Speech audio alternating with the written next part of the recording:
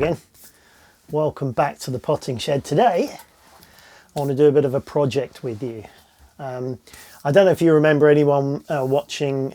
About this time last year I bought a Pothos, let me think, Pothos Enjoy and a Philodendron Brasil, and I thought I would do a bit of a mashup with the two, and I thought it might be fun to combine the two plants to make something quite interesting. The Brasil actually was quite a small plant and it wasn't really big enough to take cuttings, so I thought I'll let it grow on over the summer, get it much bigger, and then I'll have some cuttings to take to make this project. Now it's a year on, it's grown well over the summer, and so they're ready to take some cuttings. I've done that already, so we can get on with the project. But here's the thing, actually I've changed my mind a little bit, because the Enjoy, which I'll show you, this is the Pothos Enjoy with lovely white variegations, really nice plant. It's got these much smaller leaf size, which I think looks beautiful. Look at that one, absolutely stunning, and every one is different. I really like it. But I'm thinking actually the Philodendron Brasil, let me see, where are we? The leaf size on the Philodendron Brasil is actually quite big, so I'm not sure, maybe it'll look okay, maybe it won't, but I think I'll do that project differently, because I really like this plant and I like the shock of yellowy green through the middle, and I was looking at thinking, you know what will look good with this one, and that is my Neon Pothos rather than the Enjoy Pothos, and these really vivid lemony neon colors, which the new growth looks absolutely stunning when it pops out like that. So this color I think will really suit this. You see, very similar sort of shades, and I think the different leaf shape of this and the really sort of striking neon of that will look really good together. So that's what I'm going to do, and I think it will look pretty good. They will both hang down. If you want them to hang down as a sort of a hanging plant, they'll do that, or if you keep them closely trimmed, then they will be more of a compact plant as well. So they're easy to grow, they're very easy to propagate, and they're just a great looking plant, and I think together they'll look really interesting and really nice. So that's my project for today. If you want to follow along with this, I'll put some links down in the description where you can get all the plants and you can do this project for yourself. And if you do let me know how you get on in the comments, and send me a picture on Instagram if you like. All the details are in the channel there as well. So what we're going to do, I've taken some cuttings already. This was my Philodendron Brasil, which is now looking fairly sparse because I've cut a lot off of it. But as you can see, the variegation is very interesting. You can get almost whole leaves that are looking sort of brighter with just splashes of green, or you'll get whole leaves that are almost green with just small amounts of the lighter yellow on it. It really is some nice patterns. So what I've done to get them rooted, I put them in water. You can take cuttings and put them in soil if you want. I tend to like the water method because you haven't got to worry about the soil drying out while they're still rooting. You can put them in the water, nearly forget about them.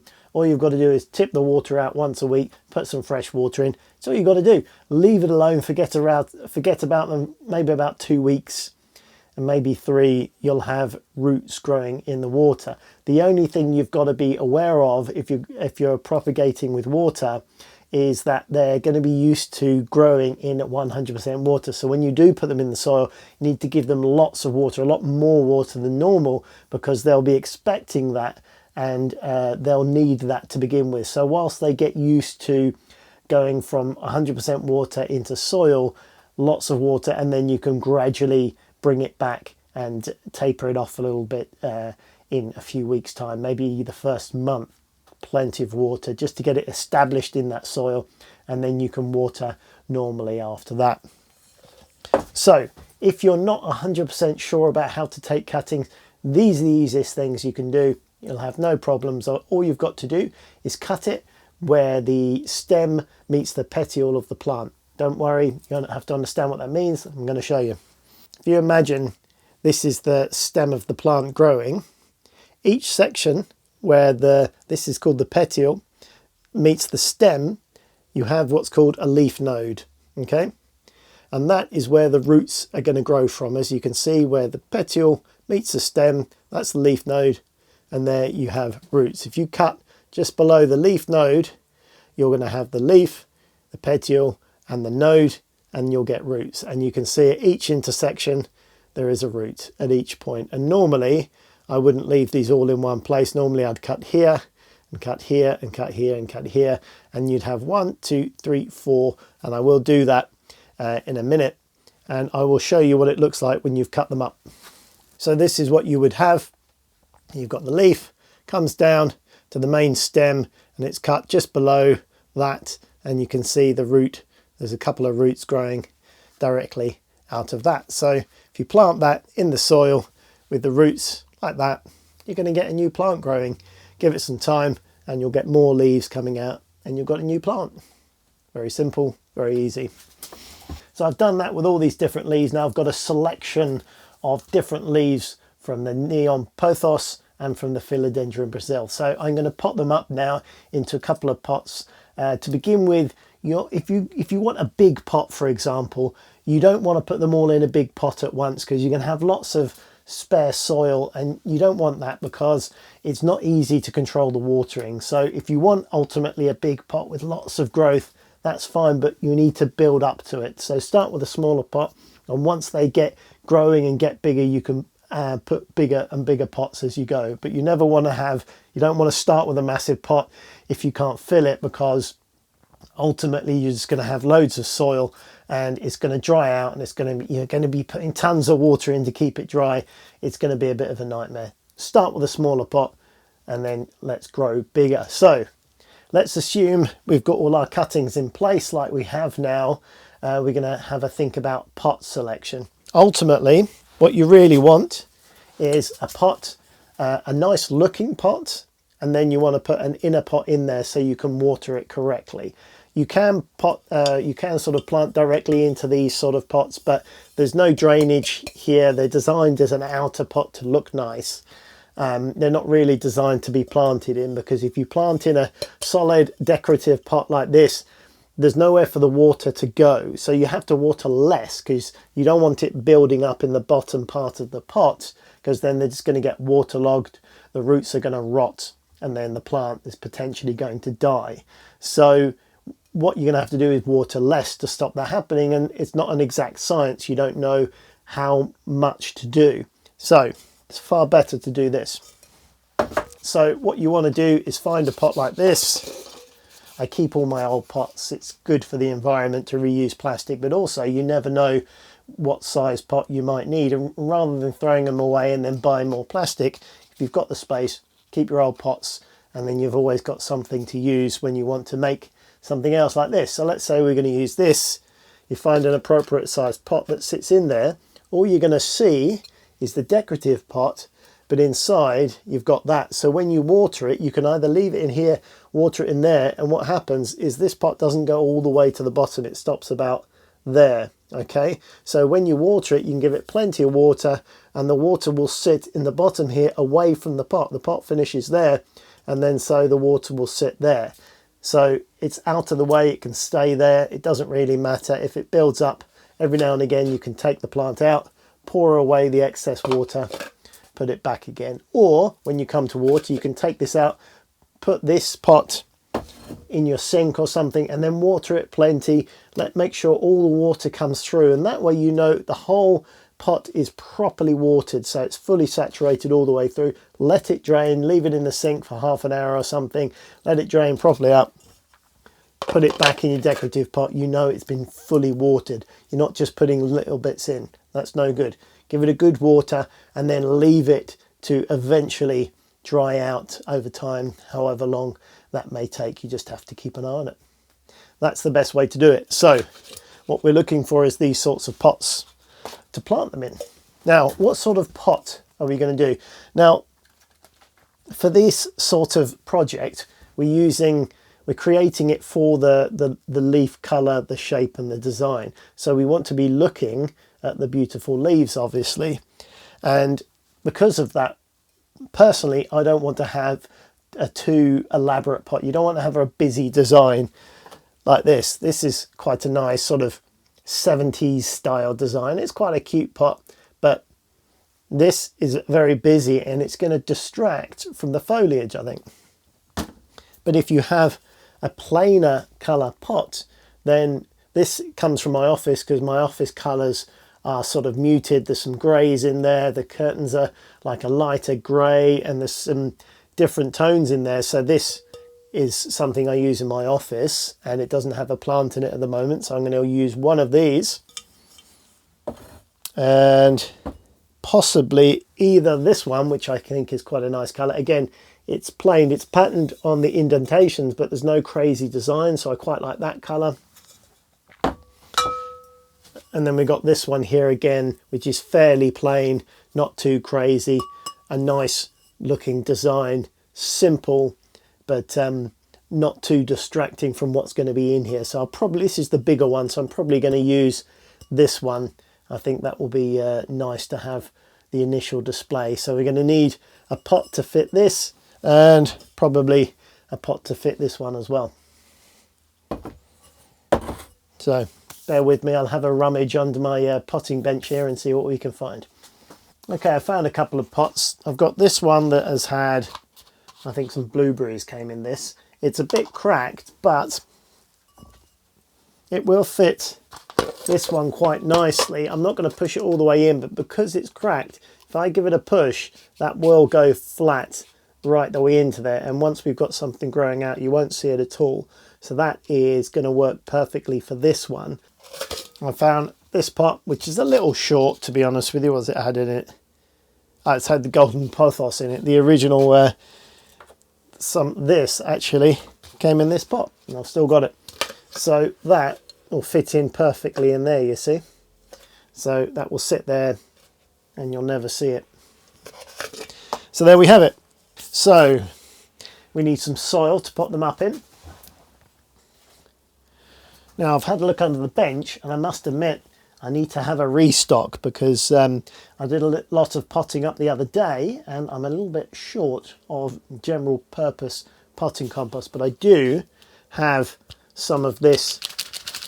This is like a gritty alpine mix, which will be fine because the grit will be great for drainage, but it just doesn't have a huge amount of fertilizer in it. So there won't be a lot of goodness in this for the plants, but that's fine because I can use something like this, which is Incredibloom, which is actually a great product, and this is a slow release fertilizer. It comes in granules, I'll show you in a minute, and I can just add some of that to the soil when I'm potting it up, and that means there will just be a small amount of fertilizer released into the soil over the time. Every time I water it, a little bit more will come out. It's a great way to fertilize your plants because you just put it in once, you can forget about it. So if you're a forgetful type of houseplant owner and you are worried about remembering to feed your plants on a monthly basis in the summer, this is a really good option because you just put it in, forget about it, and it has really good results. I'll put a link to this stuff down in the description. It's really good stuff actually. I've had great results.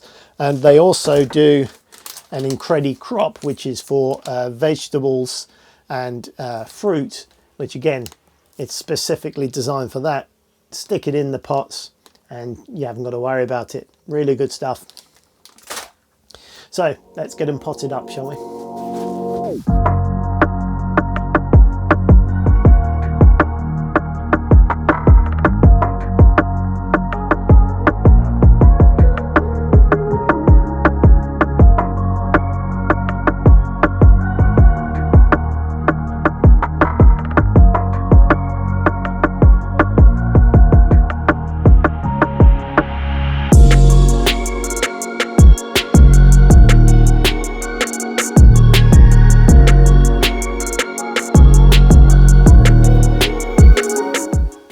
Okie dokie, so this is the first one that's ready to go. As you can see, you can't really see the inner pot at all. That looks good, doesn't it? How does that look? So you've got the neon accents from the Brasil right next to the fresh, vibrant neon leaves there. That's a pretty houseplant, isn't it? I love that. So all I'm going to do with this now is give it a good water, so then that gets all the soil to sort of bed itself in and around the roots of the plant and gets it all established. And all we've got to do is give this plenty of water, a couple of times a week to begin with, because they've had water cuttings. But you could, to be honest with you, these are so easy to take cuttings for these particular plants. You could probably get away with getting a pot like this and putting them straight into the soil like I've done here without it rooted at all, and then just water it regularly for a few weeks, keep it out of the direct sun. Probably be all right, to be honest with you, but I'm really happy with that. That looks really nice. I think that's going to look like a stunning plant. And as I said, you can let it hang down. These will all grow down over the side if you want them to. But as they grow, if you keep them trimmed, then they'll just get denser and thicker and keep a nice compact growth. So it's up to you how you want to grow them, really. But very happy with that. That is really nice. Yeah. So we'll just do the rest for the grey pot for my office.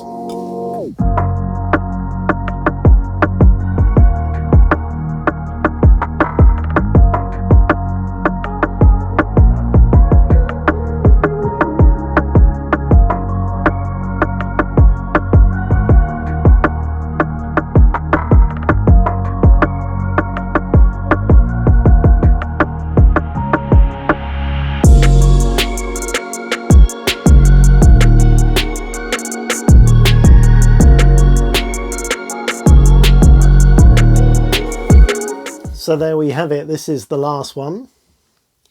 So we'll let this get established, and once the roots get embedded, they'll find their own way and start growing upwards a little bit, and these ones will probably start growing down as well, and then that's when it will look really nice. I think once some of the different plants, different leaves start growing up and the other ones come down, I think that's going to look really good. I'm pleased with this. I think this is going to be a really nice looking plant.